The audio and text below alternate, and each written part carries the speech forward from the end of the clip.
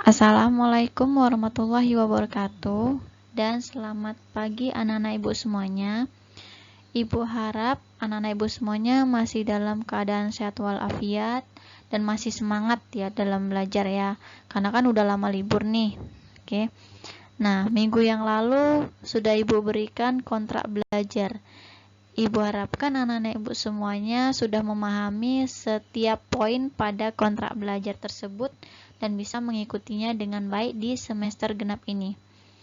Oke, di semester genap ini ibu harapkan semangat anak-anak ibu semuanya semakin baik, semakin semangat belajarnya, sehingga materi yang akan ibu sampaikan pun nanti bisa anak-anak ibu semuanya cerna dengan baik.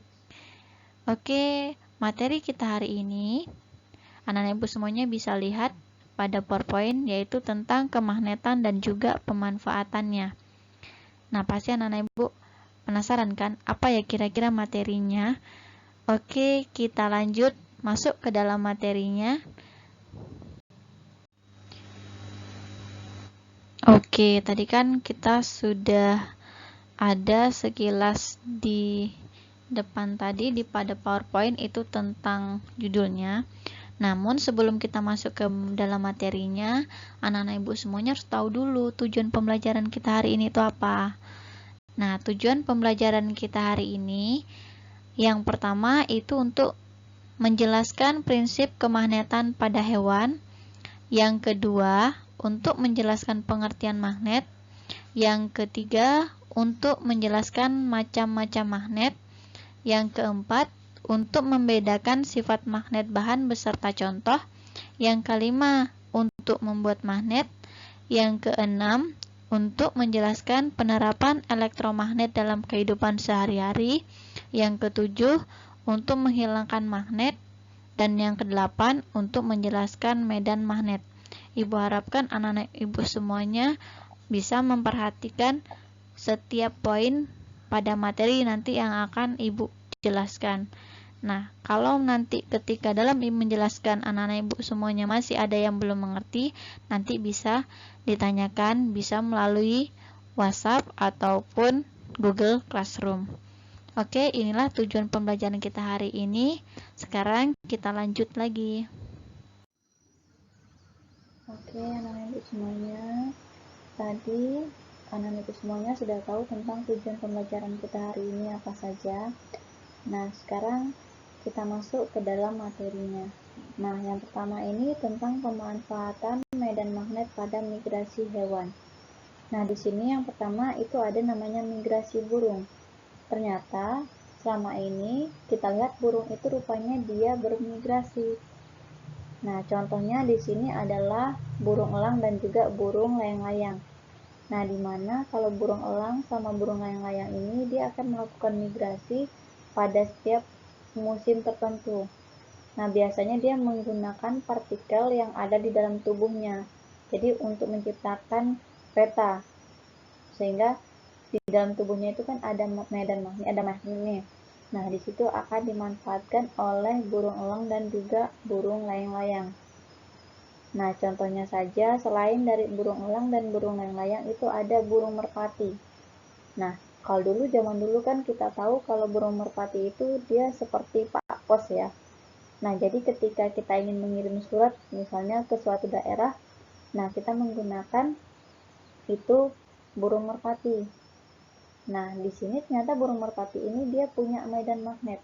Jadi, ketika kita memberikan surat atau meletakkan surat pada burung merpati di kakinya, nah kita ikat biasanya itu ya. Nah, setelah itu burung merpati itu dia akan tahu diantarkan kemana ibaratnya gitu. Dan ternyata burung merpati ini dia akan tahu jalan pulangnya. Nah, di sini di dalam tubuh burung merpati itu ada namanya medan magnet. Jadi dia tahu waktu pas dia pergi dan juga waktu pas pulangnya menggunakan medan magnet itu sendiri. Nah, terus yang kedua itu ada namanya migrasi ikan salmon. Nah, dimana kan kalau kita tahu kan ikan salmon itu biasanya hidupnya di Samudra Atlantik ya sama Samudra Pasifik. Nah, biasanya kalau ikan salmon ini dia bergerombolan. Nah, ketika dia melakukan perkembangbiakan, nah, ikan salmon ini dia akan kembali lagi. Jadi, misalnya di awalnya dia bukan di tempat pada tempatnya. Nah, dia akan kembali ke tempat awalnya. Nah, contoh di sini dia akan ke aliran sungai air tawar. Untuk melakukan apa? Untuk melakukan penetasan. Nah, setelah itu dia akan kilometer atau ribuan kilometer dia akan berenang mengarungi lautan dan akan kembali lagi ke Samudra Atlantik dan juga Samudra Pasifik. Jadi yang untuk sungai air tawar itu untuk menetasnya saja. Nah, terus yang ketiga itu ada migrasi penyu. Kalau kita lihat kan biasanya penyu itu berkelompok ya. Nah, ternyata penyu ini dia migrasinya mulainya di pantai timur Florida di Amerika Serikat. Nah, biasanya dia akan bermigrasi sepanjang 12.900 km. Nah, dia akan melewati Laut Sargasso, melalui wilayah perairan Laut Atlantik Utara. Nah, biasanya waktunya itu yang dibutuhkan sekitar 5-10 tahun. Nah, biasanya kalau migrasi pada penyu ini dia akan berkelompok. Biasanya seperti itu. Namun ada juga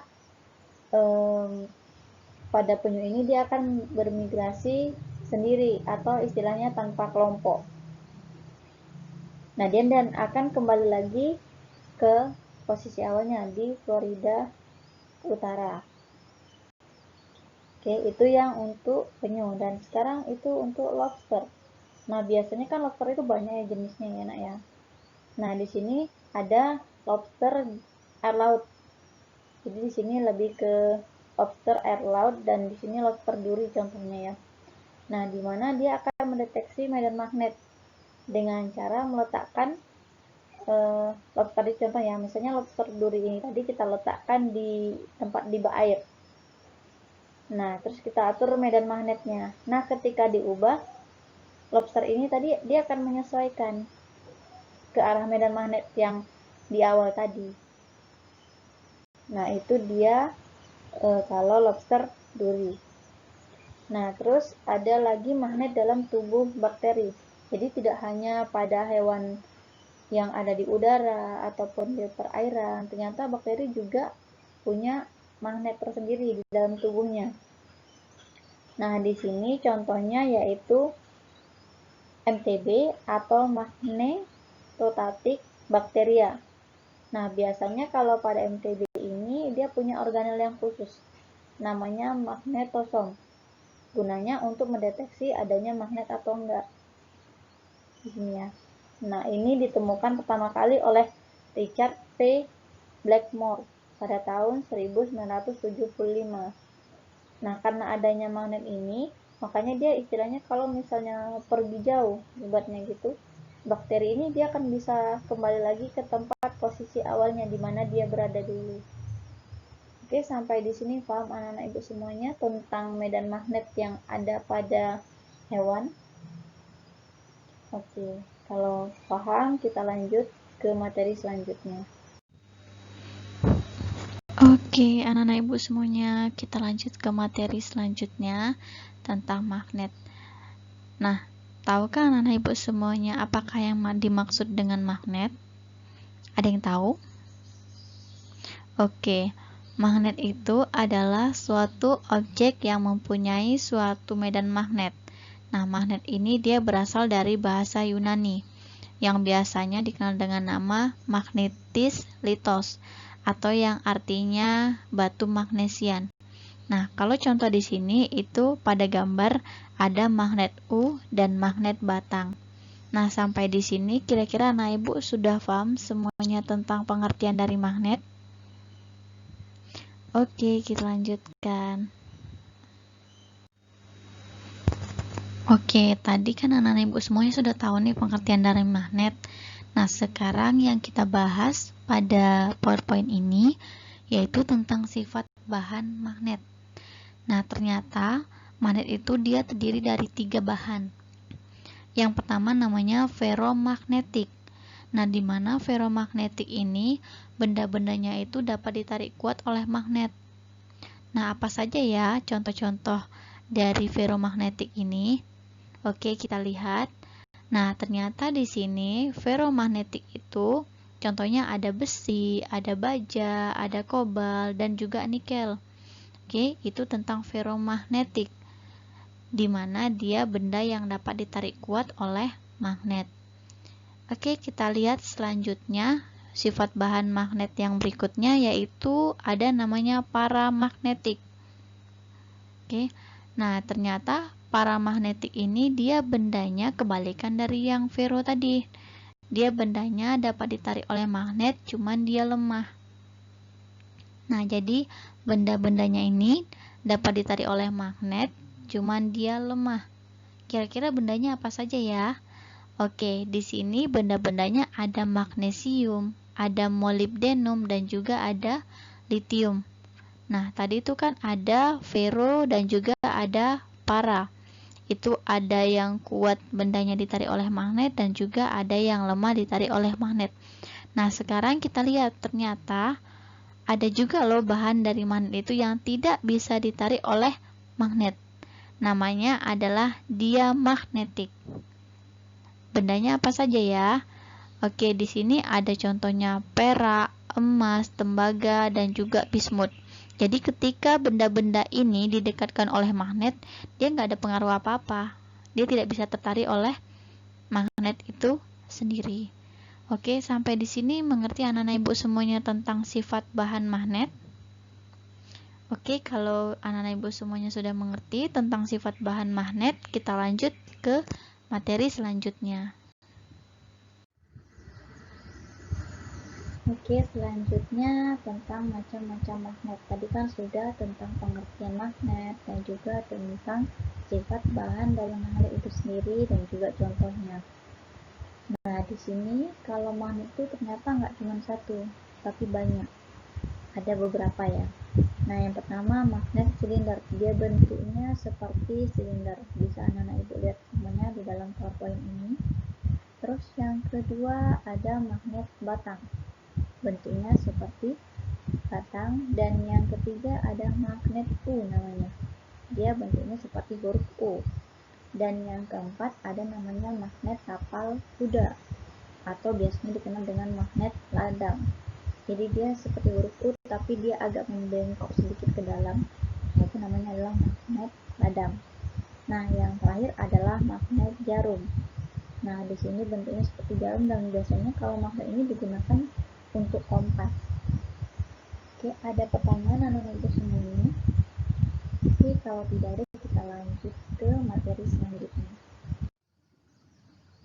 Nah, kita masuk ke dalam cara membuat magnet.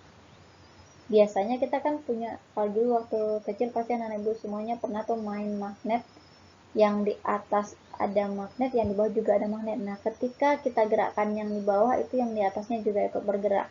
Nah, itu namanya adalah magnet. Nah, sedangkan di sini yang kita mau cobakan atau cara membuat magnet itu magnet yang bentuknya batang, di mana di sini dia punya dua sisi. Ada yang U utara itu dia warnanya merah dan selatan warnanya adalah biru.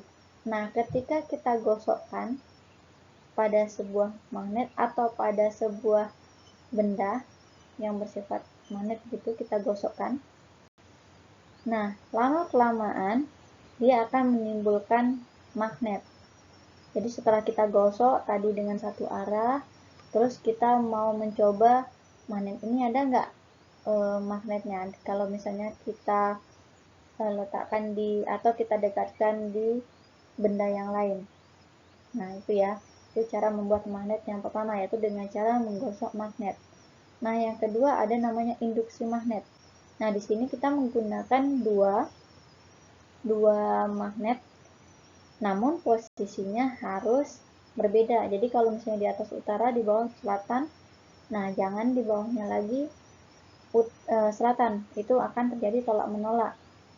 Nah, di sini dia namanya adalah induksi magnet. Oke, yang kedua namanya adalah induksi magnet. Nah, yang ketiga itu elektromagnet. Berarti menggunakan ada aliran listrik di sini yang terjadi. Nah, tadi kan kita sudah menggosokkan nih pada misalnya contoh paku, sudah kita gosokkan. Nah, di sini ketika paku ini tadi, ini pakunya paku besi ya, jangan paku yang berkarat, paku yang istilahnya masih baru. Nah, ketika kita buat suatu lilitan yang searah dan kita sambungkan ke baterai, contohnya di sini ada 2 baterai, terus di bawahnya itu boleh kita gunakan pakunya yang kecil-kecil ataupun benda yang bisa ditarik magnet yang lain. Nah, ketika sudah kita lilitkan tadi paku itu, lilitan tadi kawat tadi sudah kita lilitkan pada paku, terus kita sambungkan ke baterai. Nah, tadi yang paku tadi dia bisa menarik benda lain yang bisa ditarik oleh magnet. Itu cara membuat magnet yang ketiga dengan cara elektromagnet. Sampai di sini paham anak-anak ibu semuanya? Oke, kita lanjut. Ternyata elektromagnet ini dapat kita gunakan di dalam kehidupan sehari-hari loh anak-anak. Contohnya apa saja? Contohnya ada bel listrik, ada saklar, ada telepon kabel. Nah, di sini yang pertama ya, cara kerjanya pada bel listrik. Nah, jadi coba anak-anak ibu semua perhatikan pada gambar. Nah, pada saat tombol bel listrik itu ditekan, maka rangkaian arus itu menjadi tertutup, arusnya akan mengalir pada kumparan itu pada kawat itu ya. Nah, terus aliran arus listrik pada kumparan ini dia akan mengakibatkan besi yang di dalamnya menjadi elektromagnet yang mampu menggerakkan tanpa pemukul untuk memukul bel sehingga berbunyi. Nah, jadi pada saat memukul mengenai bel itu, aliran listrik itu terputus. Ya, sehingga sifat elektromagnet besi menghilang atau menjadi hilang. Nah, akibatnya pemukul kembali ke tempat semula. Jadi kalau misalnya kita mau membunyikan bel listrik itu, tinggal kita tekan aja. Nah, setelah itu nanti kalau sudah kita tekan, kita lepas, itu nanti dia elektromagnetnya dia akan hilang. Itu cara kerja yang bel listrik. Terus yang kedua ada saklar. Nah, di sini kalau saklar kan biasanya ada di rumah ya, di rumah kita masing-masing. Nah, di sini biasanya dia berhubungan dengan lampu listrik. Nah, di sini saklar ini fungsinya untuk memutuskan dan juga menghubungkan arus listrik pada rangkaian listrik. Nah, khususnya itu bentuknya seperti yang bisa anak ibu semuanya lihat pada gambar. Nah, di sini saklar ini mulai bekerja ketika saklar membentuk rangkaian tertutup. Jadi kalau ada rangkaian tertutup, itu dimulainya saklar itu bekerja. Nah, lilitan kawat itu fungsinya untuk elektromagnetik yang menarik ujung besi ke bawah. Setelah besi tertarik ke bawah, ujung besi lainnya itu akan menyimpang ke kanan dan mendorong tangkai ke kiri sehingga tangkai kiri itu dan kanan akan saling bersentuhan. Jadi antara kiri dan kanan akan saling bersentuhan sehingga mengalirkan arus listrik. Nah, itu pada saklarnya. Dan ketika arus listrik itu ada, maka beban atau lampu itu akan menyala. Jadi ketika sudah bersinggungan tadi antara kiri dan kanan saklarnya tadi, itu akan menimbulkan arus listrik sehingga lampu bisa menyala. Terus yang ketiga, telepon kabel ini mungkin di zaman dulu ya anak-anak ya. Mungkin kalau di zaman sekarang ada juga, cuman tidak terlalu banyak digunakan di rumah karena sekarang lebih banyak menggunakan handphone ya, yang banyak menggunakan handphone yang lebih canggih lagi. Nah, di sini saat menggunakan telepon, seseorang itu akan menerima pesan atau bisa mendengar, sekaligus juga bisa mengirim pesan ataupun bisa berbicara. Nah, prinsip kerjanya pada dasarnya mengubah energi listrik menjadi energi bunyi. Jadi di sini yang diubah adalah energi listrik menjadi energi bunyi. Nah, pada saat pembicaraan, kuat arus listrik yang mengalir pada rangkaian telepon berubah-ubah, sehingga bisa menimbulkan efek elektromagnet yang kekuatannya bisa berubah-ubah, dan juga mampu menggetarkan diafragma besi lentur pada speaker telepon. Nah, getarannya ini itulah yang akan menggetarkan di udara ya, menggetar di udara di sekitarnya sehingga memberikan efek dengar. Jadi kita bisa mendengar karena itu tadi, karena adanya getaran pada speaker. Oke, sampai di sini ada pertanyaan anak-anak ibu semuanya. Oke, kita lanjut. Oke, tadi kita sudah membahas pemanfaatan ya elektromagnetik dalam kehidupan sehari-hari. Nah, sekarang ini caranya gimana ya, caranya menghilangkan magnet. Nah, ternyata cara menghilangkan magnet itu ada 3 caranya. Nah, yang pertama itu bisa anak-anak ibu semuanya lihat di huruf A, itu ada magnet dan juga ada seperti palu. Nah, ketika kita memukulkan palu ke magnet secara terus-menerus, maka magnet yang ada di sekitar magnet itu akan hilang. Jadi kalau misalnya kita pukul terus, nah maka magnetnya akan hilang. Nah, cara yang kedua yaitu dengan cara membakar. Nah, jadi ketika kita panaskan magnet ini tadi secara terus-menerus gitu kan, kita panaskan sekeliling magnet itu. Nah, lama-kelamaan magnet yang ada pada magnet itu akan hilang. Jadi ketika ada benda nih yang ferromagnet itu kita dekatkan, itu dia tidak akan berfungsi lagi. Kenapa? Karena magnetnya itu hilang. Nah, yang ketiga, magnet ini kan bisa dia kalau sumber tegangannya adalah DC, oke, atau arus bolak-balik. Nah, kalau dia searah itu tidak akan bisa terjadi. Sehingga kalau caranya mau menghilangkan magnet, kalau ada kawat nih kita lilitkan, itu harusnya secara DC. Kalau misalnya secara AC, otomatis lama-kelamaan magnet ini akan hilang. Sampai di sini paham anak-anak ibu semuanya?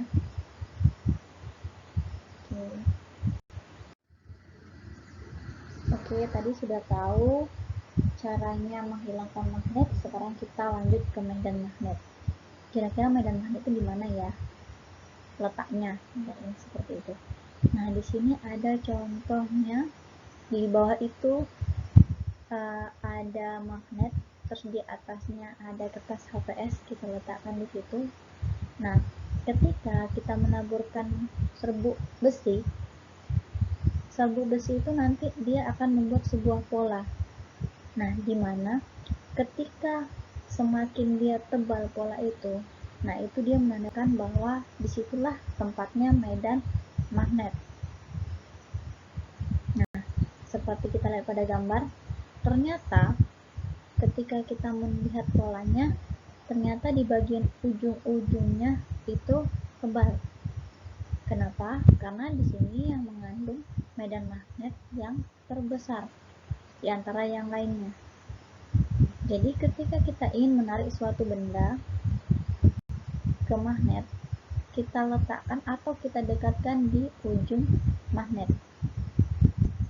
Kalau dia benda itu dia sifatnya adalah ferromagnetik, pasti dia akan tertarik secara kuat. Beda halnya dengan yang dia magnetik tadi. Meskipun kita dekatkan sedekat apapun, itu dia tidak akan tertarik karena dia yang bukan merupakan benda yang dapat ditarik oleh magnet. Oke, kita dapat lihat pada gambar. Nah, di sini kita lihat polanya. Ternyata di situ ada garis-garis yang sangat rapat. Nah, itulah medan magnet itu tadi. Oke, sampai di sini ada pertanyaan ibu semuanya? Oke, kalau tidak ada, kita lanjut. Baiklah anak-anak ibu semuanya, cukup sekian dulu pertemuan kita pada hari ini.